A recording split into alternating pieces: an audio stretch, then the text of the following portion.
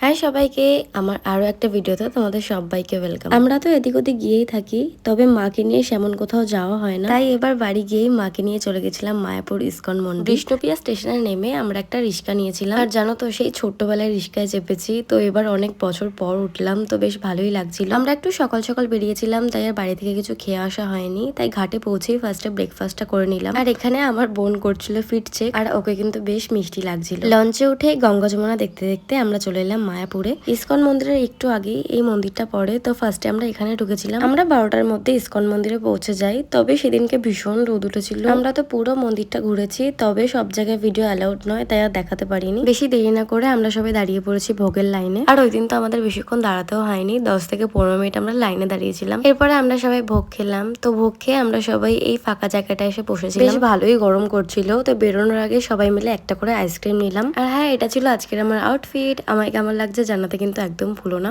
মা ওখানে একটা দোকান থেকে এই রাধাকৃষ্ণের মূর্তিটা নিয়েছিল। তো আজকে আমি এই ব্লগটা এই পর্যন্তই, দেখা হচ্ছে পরে কোনো ভিডিওতে। তো চলো, টাটা।